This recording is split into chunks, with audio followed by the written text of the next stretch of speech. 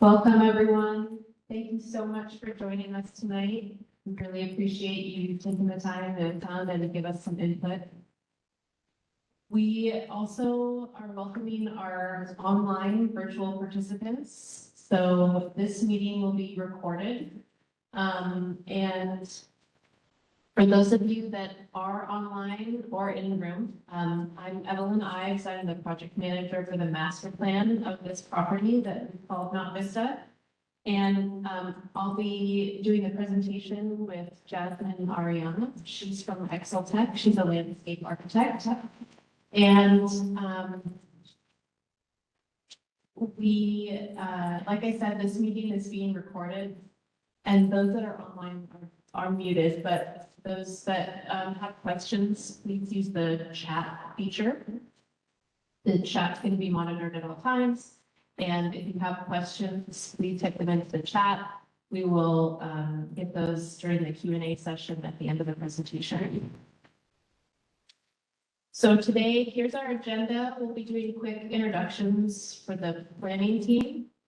I'll be doing just an informational minute on our classifications. Then I'll do a quick overview of the property. I know a lot of you are familiar with it and live near it. But for those that don't, I'll just do a quick overview. Then I'm going to talk about the master planning process and the development process. We'll discuss park naming, community engagement, and outreach. And then I'll pass the mic over to Jasmine to talk about the existing park conditions, the site analysis they've done so far, and then she'll explain the input that we're asking for tonight, which is many of you have done on the boards. The informational gathering that are on the boards will also be available in an online survey, so I'll talk about that. And then we will open it up for questions and comments at the end.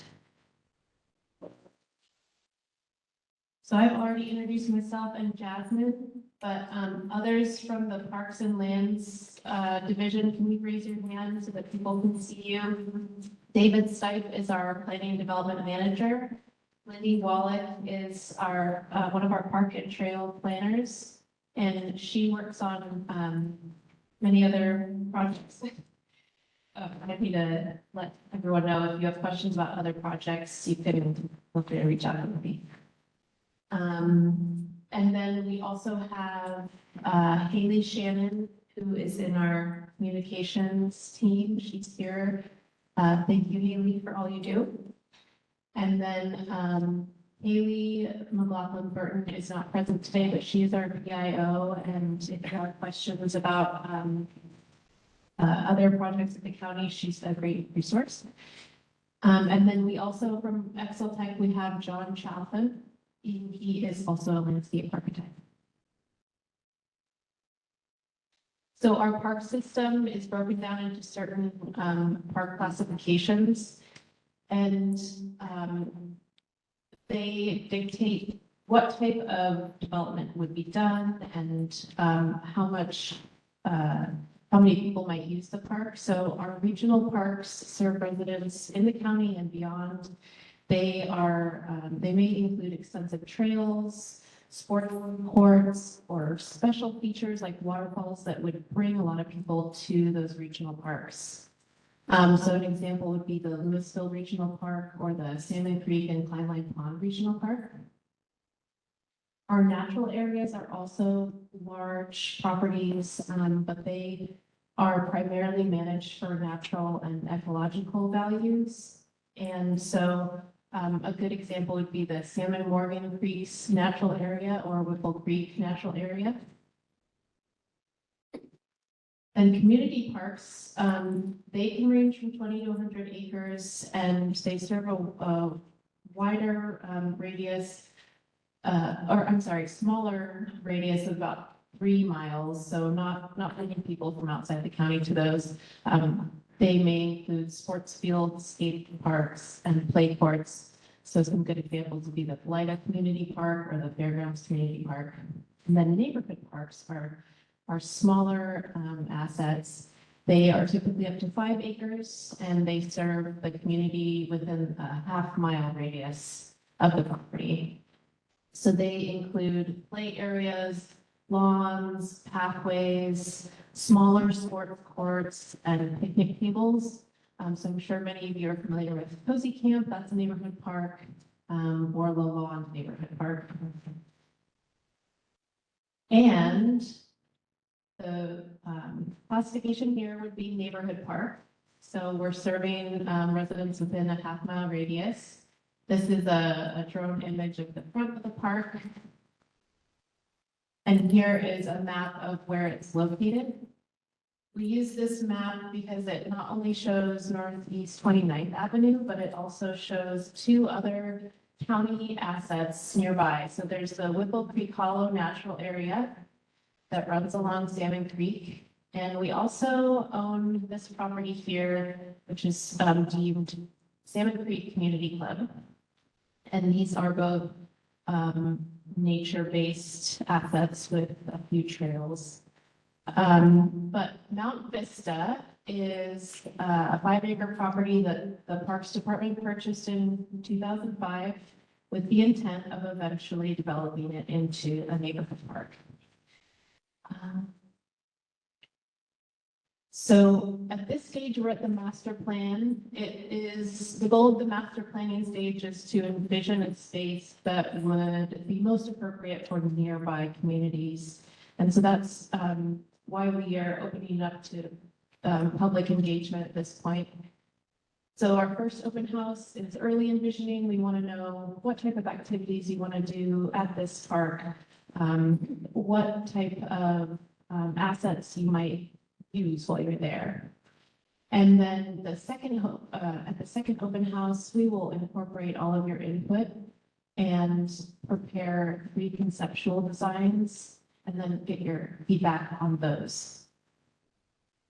There are a few other steps to the master plan, and once it is adopted by our Clark County Council, we would begin preliminary design based on the conceptual master plan. And then that would go into final design and eventually park construction. So it takes many years to get a park developed and constructed. And there are more opportunities for public outreach and engagement at these later stages. So this park will be renamed potentially during the master planning process, and we'd love to hear your ideas. So if you haven't already, there is an in-person survey at the front on the purple sheet of paper. You can fill out suggestions for park names. Also there's an online survey. So for those of you who can't make it or you want to pass this information along to friends, they can fill out this information on the survey. Staff will compile a final list of names that meets our park naming policy.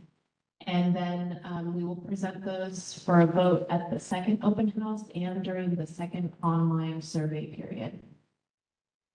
And the final decision is ultimately up to Clark County Council. So our planning and development group has made lots of efforts to inform and engage the community. So here's just a table of all of the organizations that we reached out to. We also got out into the community at farmers markets and other events to promote this open house and try and get let everyone know that there's opportunities for them to give us feedback.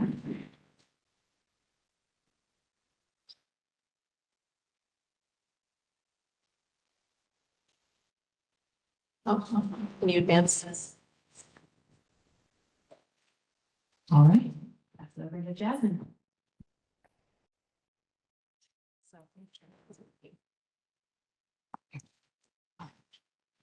So, this is kind of the conditions. This is what, the site looks like right now. So when we had gone to the site, I know in April, we assessed the site conditions. It's a east-facing site.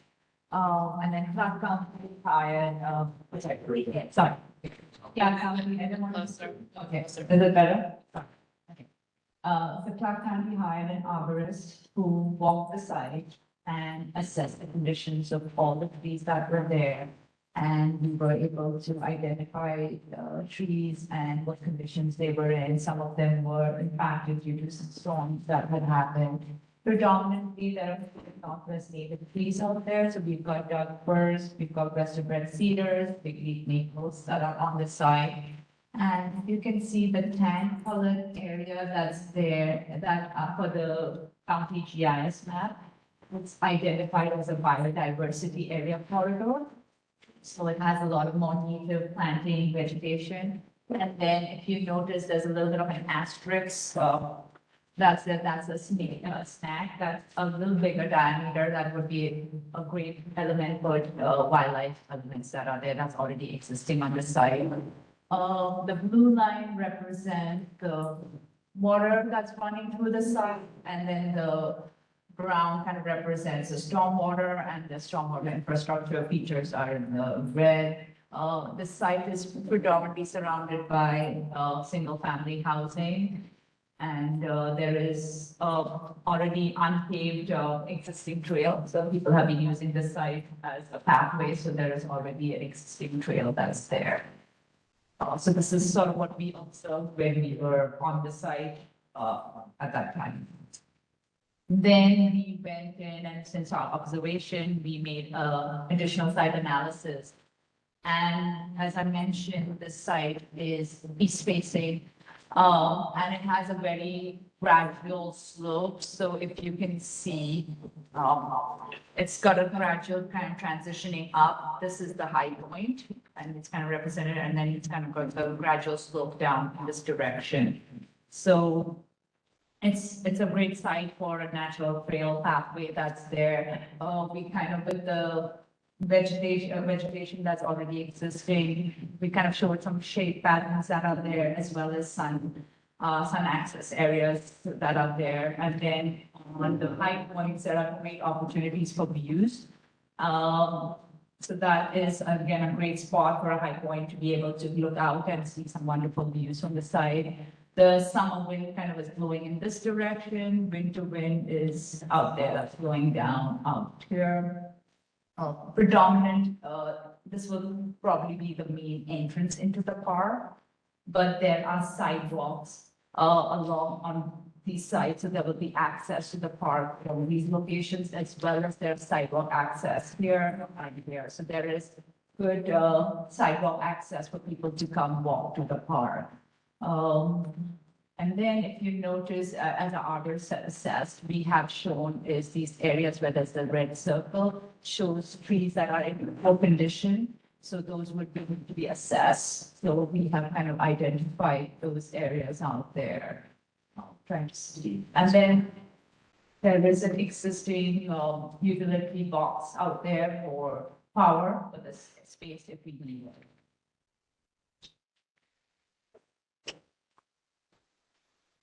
So I think many of you, I did explain the dot systems that are there, but just for people who may have walked in new, we have boards, as you can see, on both sides.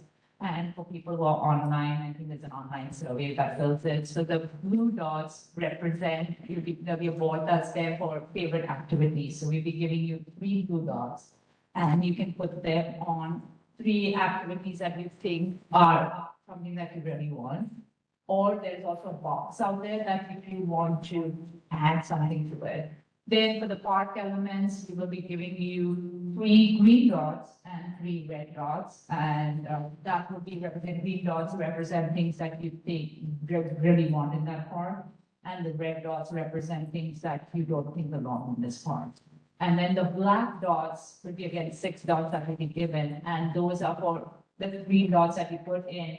How important is it? 1 representing not at all, and 10 representing I really want this element in the park. And all this data that you are putting in will aid us in developing the conceptual pre-plans that we will be designing, that we will bring it back to you for the open house.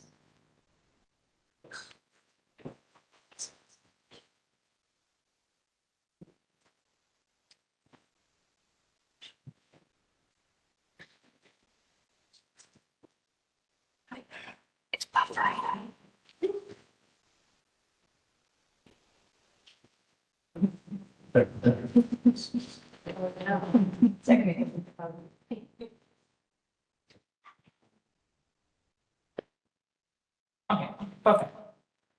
So here is, as the blue dots, this is where we will, so we've kind of identified elements that we feel would be great, like, exploring natural areas or gathering with friends or families, picnicking. So these are elements, as I described, is where you would put your blue dots in. And then if there is something we have not listed out here, you can feel free to add it in the activity part.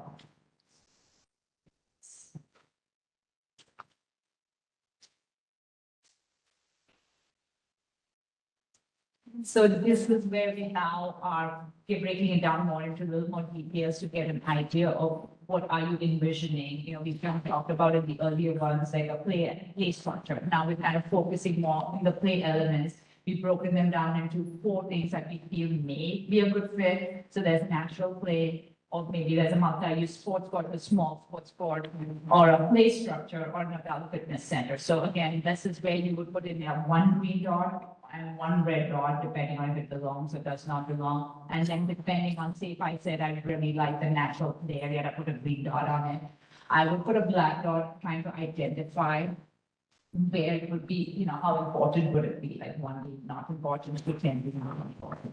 Then we go to the next part, that's the trail. So we've identified a gravel trail or a boardwalk, asphalt path, or a concrete path. So what do you think would be appropriate in this space? Next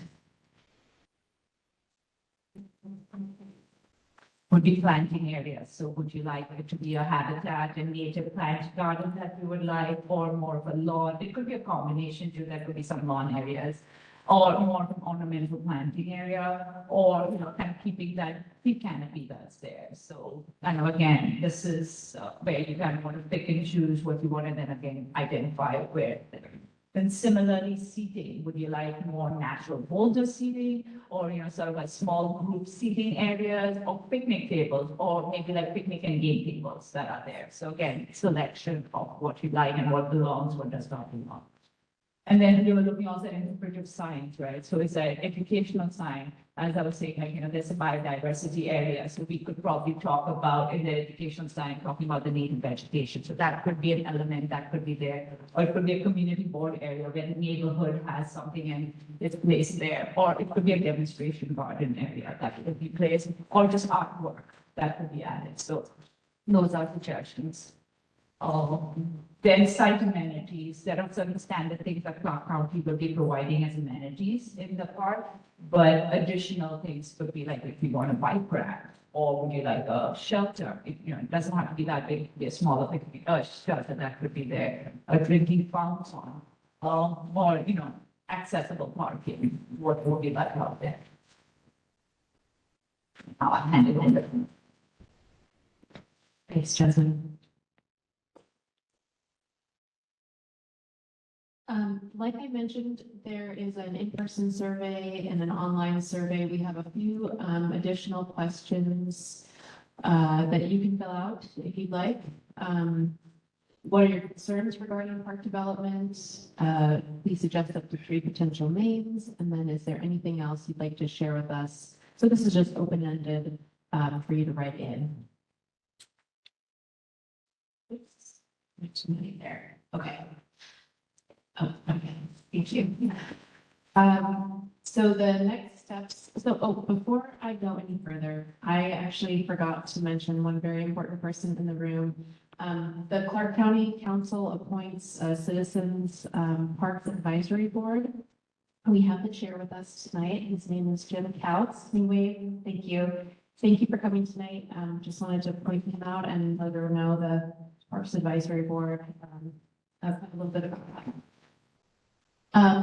So the next steps on this property are to review feedback that we collect. The online survey will be open for a whole month. So there's plenty of time. If you can't think of any potential names tonight, feel free to log in and submit those online later. And please spread the word to other neighbors about the online survey. So once we review feedback, our landscape architects will prepare three conceptual plans that incorporate some of the feedback we've received. And then during open house number 2, we will present a summary of all the feedback we received, and we will also present those three conceptual plans. After we receive feedback at open house number 2, we'll come up with a preferred plan and distribute that. And then the park master plan will be compiled, and that will go through some more review processes within the county. Okay, I think at this time we can take questions. And yes, and I was gonna say, we also have an in-room microphone so that everyone can hear your questions. So just a second, let me get that set up.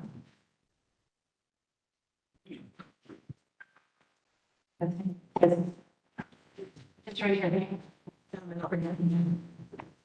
Yes. Hi, my name is Vicky. Is status quo an option? Some further developed version of status quo is certainly an option. We purchased these properties with the idea that we're going to develop parks. So we use the Park Improvement Fund to identify properties. It's a willing buyer, willing seller program. And we purchased the property with the idea that we're going to build something in the park. So an example is Minnehaha Neighborhood Park. We've been going through the master planning project process right now. We largely left the canopy alone and worked around the property to add a playground and I believe a sport court at that location. No sport court at that location and trails. So it's largely it's similar to the non-Vista property in its current status. So I've heard some folks talking about the community. We've had arborists look at all the trees in the park, give us some direction on what trees should be removed, what trees should be pruned for preservation. And we would look to replace most of the trees that we would remove with additional vegetation. So directly to answer your question, we will build something at the property. Right now, there's a barricade on the one side. Go ahead. My name is Gabrielle, and I'm right close to the park. Right now, they have a barricade on 25th Street on the south entrance. Would they replace that with bollards that you would have that's on the east entrance instead of the ugly barricade? The type 3 barricade is a temporary traffic device that would be replaced in this case almost certainly with either a split rail fence or a 3-foot vinyl fence with a bollard. And so it would be more sparse and less traffic control like. Yes, can we go back to the screen just before the screen, give us a little bit of the timeline for these different steps?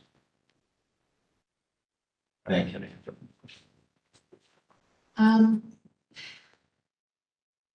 Well, we will be collecting feedback from this over the next month. The conceptual plans Will be another 2 months. okay, will be another 2 months after we've gone through all the feedback and sorted it.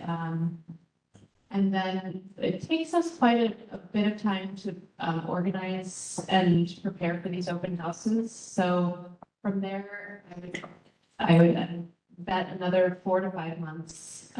There's quite a bit of work that goes into these. So I would look to maybe early 2025 for a second open house. And then did that answer your question, or did you have more questions on the timeline?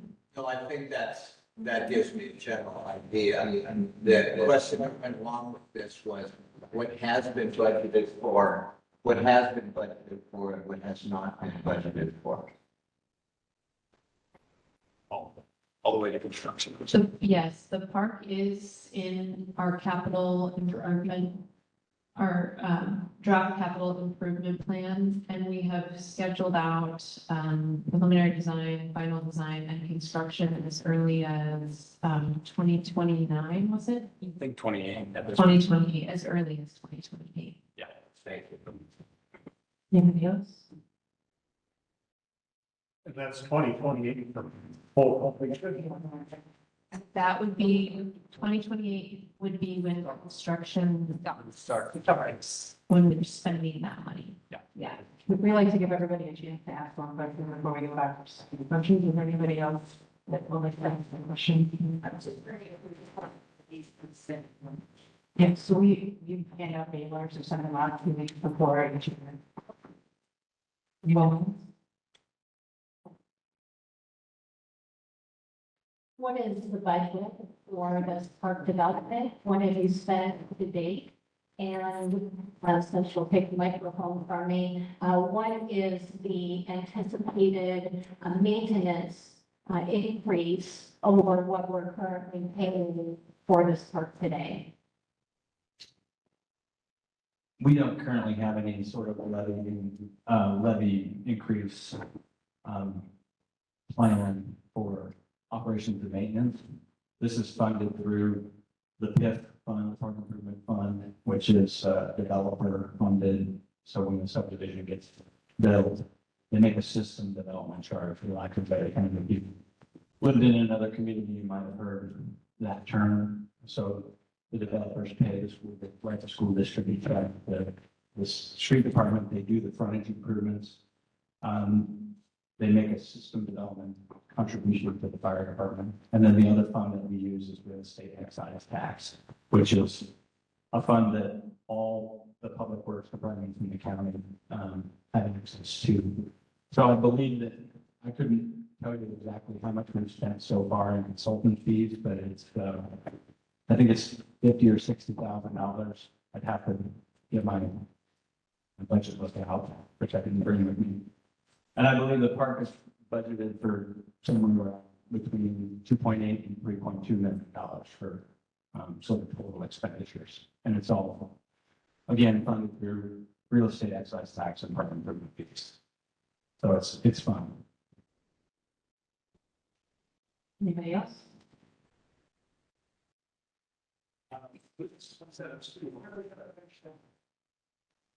Street. Yeah. Oh, the frontage improvement?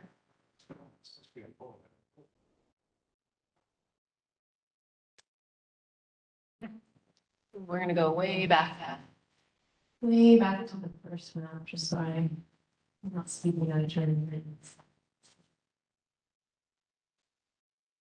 Just a faster way to scroll through here, but.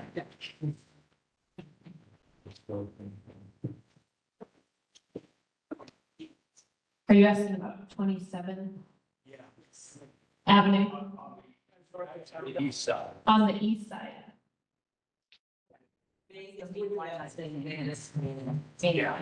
Oh, oh, yes. Yes, okay, I was thinking about 25th. I'm thinking of 25th, but you're talking about 27. Okay. From what we understand, we've talked to community development about that, which is our permitting agency of the county for development. And they've indicated that when we make improvements to this park, we will need to improve the frontage, which includes that half road right now. So, we would need to bring this back to make sure that this road is wide enough to accommodate traffic. And at that point in time, the road would be a through road. And that is a traffic circulation requirement, they've told us. So that would be done at the time of the park construction. Yeah. I'm on my way up, just one second. Just want to add one thing. We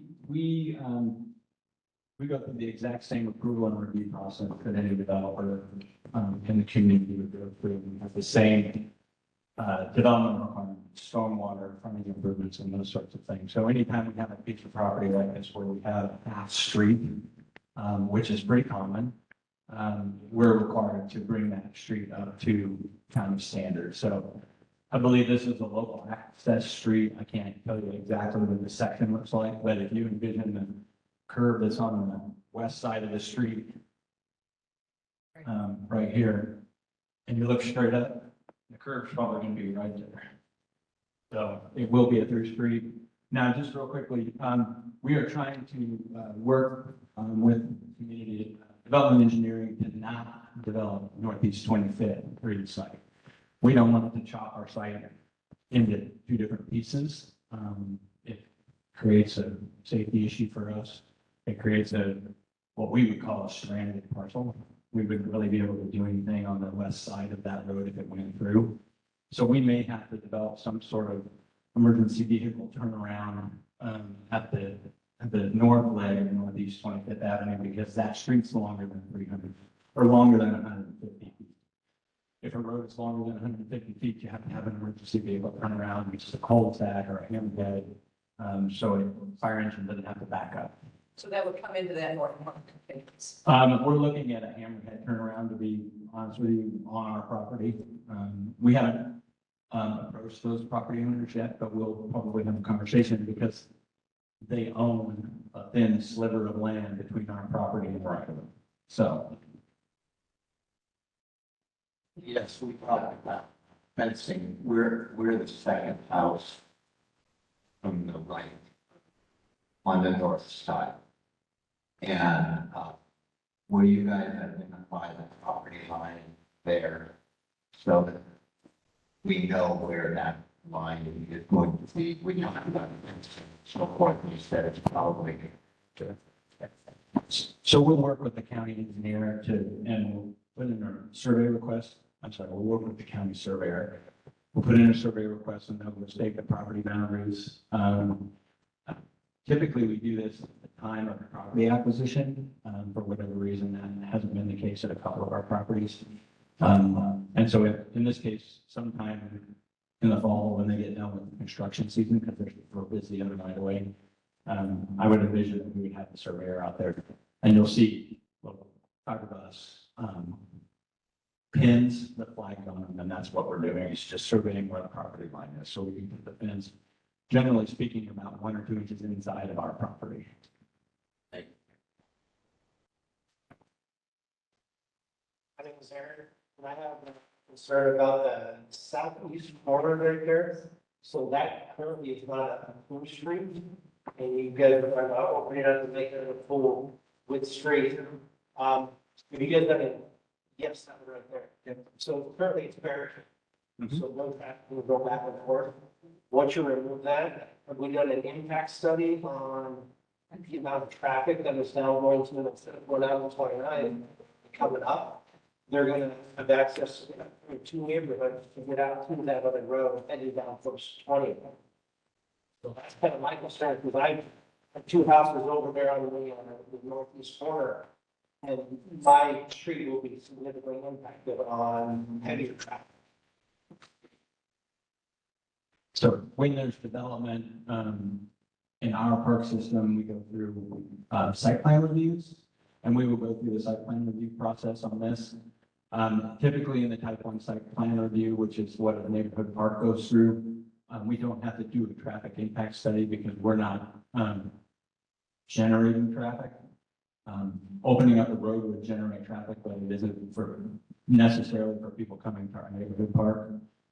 That's why you won't see things in our neighborhood park like reservable picnic shelter, or people outdoors, or anything that's going to bring people from outside that neighborhood to the property. Then we end up having to build parking lots and bathrooms with toilets.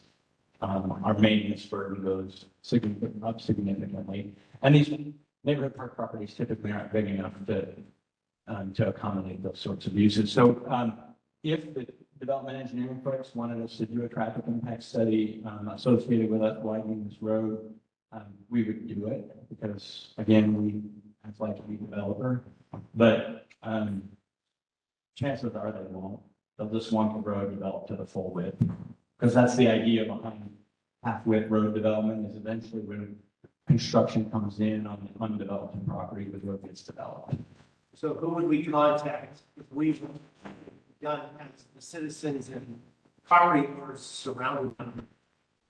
And you can provide feedback on the survey, and we meet monthly with the transportation folks to talk to them about things just like this. Parks that need frontage, parks that people don't really want to see probably done. So, we've talked in the past about doing what are called road modifications, where we would do a smaller street section. And we've just always generally followed what the county engineer recommends for a typical street section. I believe also there's a chance to participate or to comment through the SEPA process, the State Environmental Policy Act.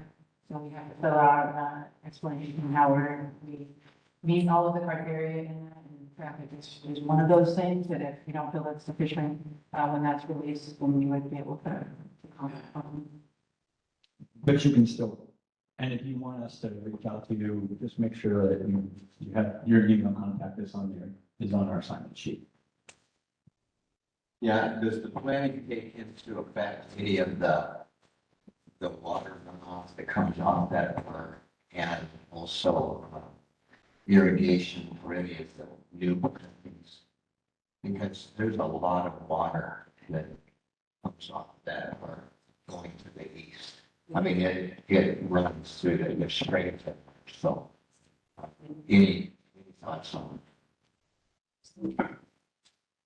Master plans are pretty early to be talking about stormwater runoff, but I can tell you that when we get into engineering review, we're required to retain pre-development runoff, so we can't just dump more water into the cities or the county stormwater system, the street system. So we'll either have infiltration at the site or detention at the site, and we'll handle all of those things when we get into sort of what I would call preliminary engineering. But we're aware that that a couple of different spots that are seasonally pretty wet. I think I'll just say one more thing. We did notice the seats that were coming off the hillside there, and I think this blue line has been identified. Let me know if that seems about right to what you're talking about, but it is something we have included in the conceptual plan as kind of something that we might address with the type of trail we put there, or the features we might add there. It's something to certainly consider. Yeah, because the water just flows off across that road.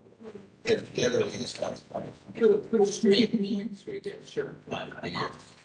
Yeah, we noticed it last winter. Yeah, when we were there, when we did a site walk, and if you can see that, the runoff of the water, kind of shown it with the arrows, and where there's a more concentrated collection of water that's there. So we have identified it, and we will be implementing some ideas and designs that we can address that in, and that will be part of our conceptual plans alternatives. So one of the elements will be addressing that. Here we go, already have answered this question, but will the county maintain the park and how often? Yes, once it's developed, it would become part of a routine maintenance, it would be on a routine maintenance schedule. As an undeveloped park, the staff is only touching it, a few times to reduce, fuels on the site, basically mowing it. And we haven't done, David talked about, we've hired an arborist to evaluate the trees just this year. But our undeveloped properties we don't typically do that for them. So once it's developed, there's a lot more maintenance that goes into it. I would say that our neighborhood parks generally are on either daily or every other day rounds. Some of them are on daily rounds. Some of them, the two trash cans that are in our neighborhood parks fill up pretty quick. We see more sort of daily activity with our community parks.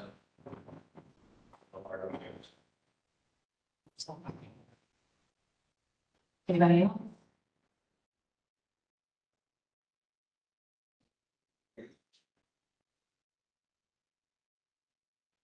there was a demonstration garden. Who's gonna take care of that? Yeah, we would only. I just wondered why it's even on there. So that's the question. Sure. There was She- demonstrations. She asked about a demonstration garden.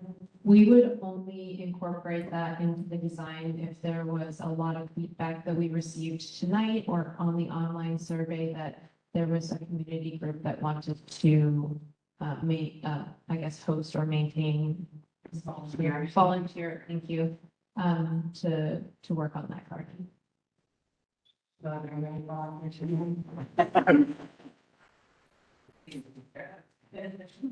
Anybody else?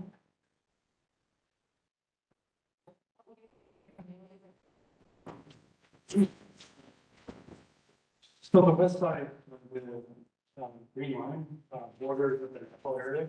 And right now it's like a wire fence. It's very dangerous. And then the slope is actually fairly steep. Is there any plans of doing more formal area?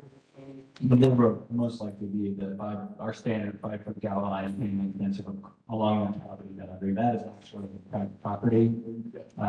There's some long skinny lots set back up to us on the west side. And so right now, the neighbors are using it, seems to be informally for some hiking trails. There's some user-defined trails, have trails in those woods, but that's private property.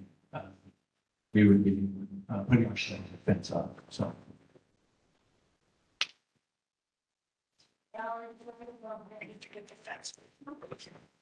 No, I just wanted to say, you guys put a lot of work into this already. I'm really impressed.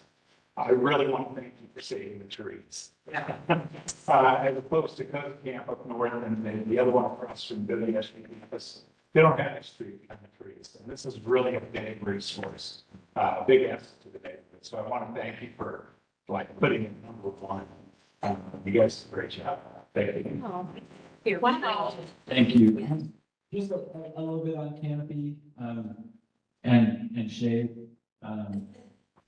I'm sort of obsessed with our tree canopy, and I'm also a little bit obsessed with shade, especially with our sort of hotter, longer periods of heat. And so we're exploring ways to, transition our parks into more shady places, whether that's small, non-renewable shelters or shade over our playgrounds. We're putting in a playground, here in the fall at, I can't remember, is it Geyser or Sifton that has the shade?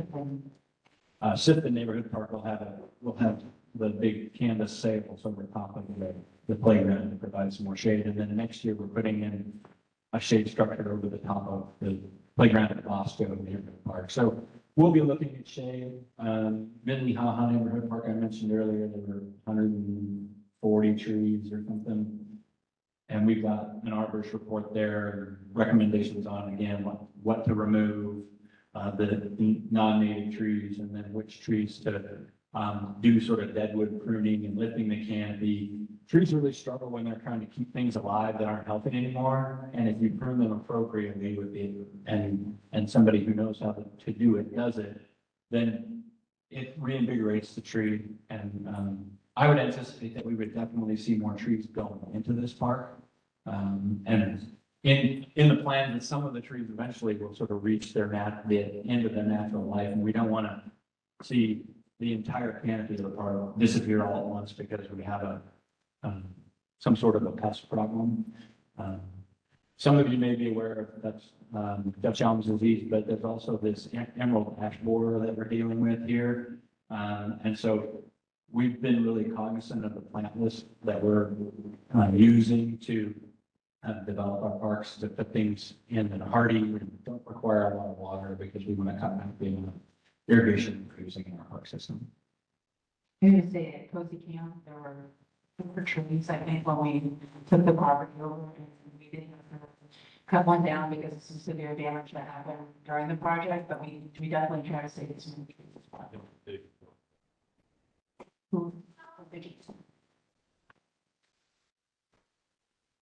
Does that mean you might be planting more trees in your park? I would say most certainly there'll be more trees in the park when we're done. I don't know whether it'll be a dozen or 6 dozen, but I'm envisioning some street trees along their frontage that we develop, at 27 and some trees to sort of frame entrances, whether they're ornamental trees or whether they're larger, shade trees. So there'll be more trees in the park for sure.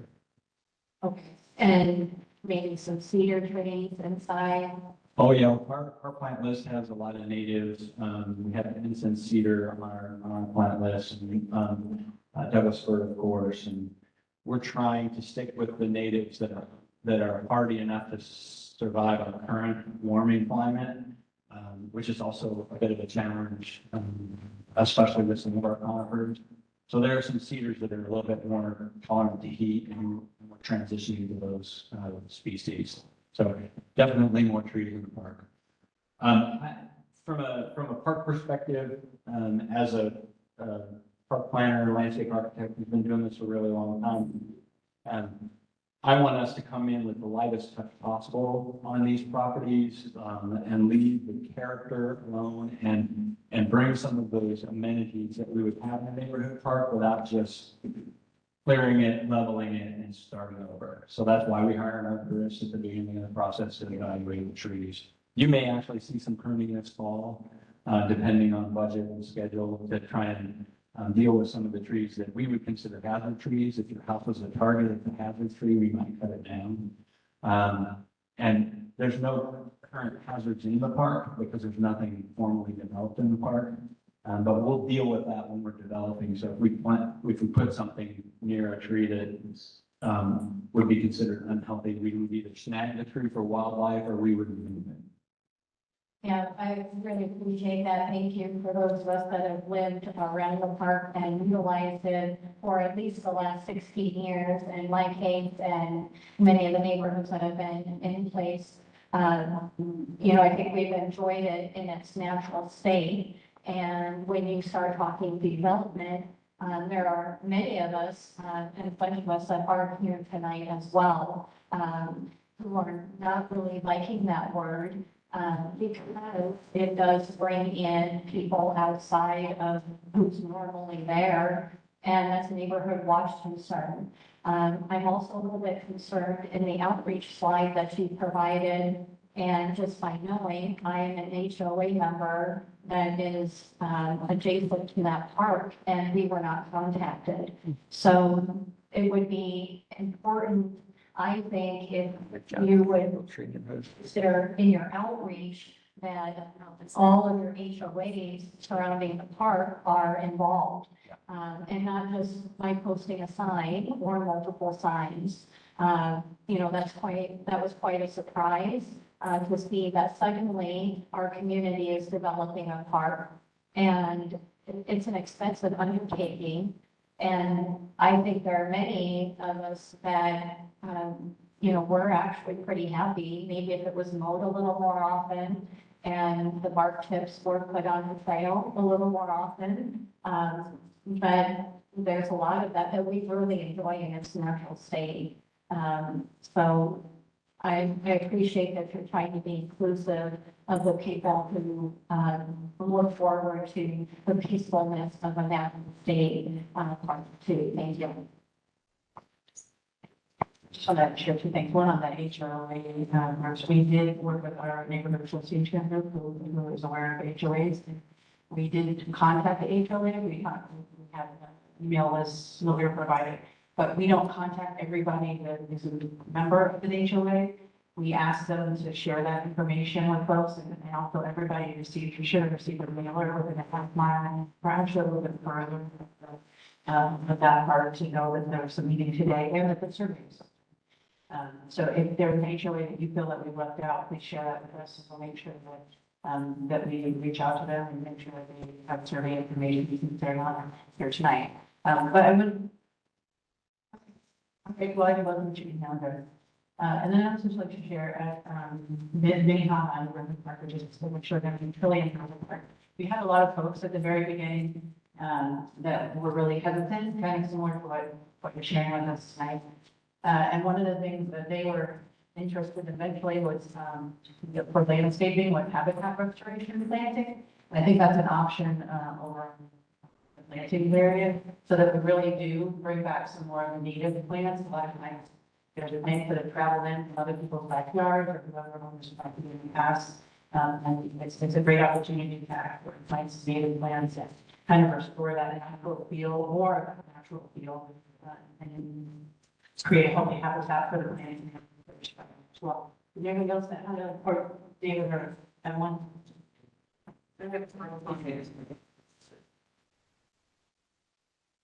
Those signs that you have around, underline, positive areas. Yes, I know. I can't, and it's like, oh, I'm supposed to get this code, you know, and it's something. And it's like on these street corners, it's hard to read. So we try to put the signs where people will see them, and we also try to put them in a place where you'll be able to park or walk and reach the QR code. And I understand not everything is ideal, but we are really making an effort to reach out and let people know that this meeting happened tonight and that that's survey. We're doing the best that we can on the sign placement, and we will be back around to pick those up after the survey's over, just so you know. It seems like, yeah, it's more specific of what none of us have. It's really hard to get people to even recognize the sign is there. And so we try to do some bold type at the beginning and put the information for the specific event on the call. And it's, I understand there's not, and that's not. Thank you. Anybody else? I just wanted to say, I just see this project as an enhanced nature preserve. That's how I just see that, I just see this park as a natural nature enhanced preserve. And I think that's what I anticipate is going to happen with my security review. Yeah, we'll be putting in some conceptual ideas. Oh, yeah.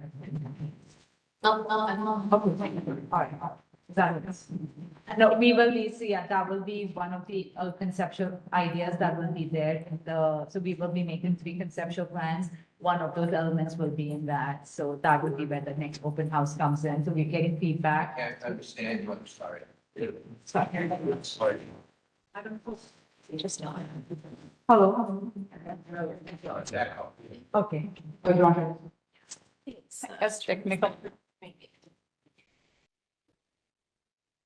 So we've got an input from you about the natural habitat, so we will be in one of the conceptual plans, will have that element in it. We'll be looking at all the other inputs that we have and we'll be creating, so it'll be 3 conceptual plans. So each element will be added in, and that's when the next open house comes in and you can select. You know, sometimes it's like, you know, in that plan too, you could start like this part of this plan, this part of this plan. So again, it's open, good, and then we will refine it to where we can create the plans. So yeah, put in as much input as we can today, because everything that we put in will be able to be incorporated into our ultimate plan. Thank you. Thank you. All right, we have a couple of questions online, and that will be the end of our Q&A. It is getting a little bit late, but please do pick up the purple sheets. So we have a couple more questions. One question online, is the site suitable for a disc golf course? No, we wouldn't put this golf course at this property because it is a neighborhood. And our disc golf courses draw a really large, interested, large groups of people, so we would put that here. And then another question addresses, that the site is in the middle of a large HOA that has a lot of parks with amenities listed. Why would there be a taxpayer supported park here when there is already the needs met by the HOA?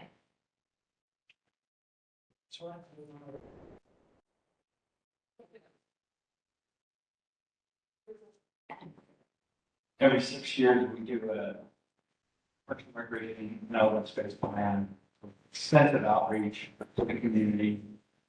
We analyze our entire district, which is the unincorporated portion of the urban boundary. So that's the metropolitan. We analyze service areas and identify areas of need. This particular property has been purchased in recognition of a need for a neighborhood park in this location, that it's not, that it's owned and operated by Clark County First Alliance. That's why it's being developed. Okay, that's it. Okay, thank you so much.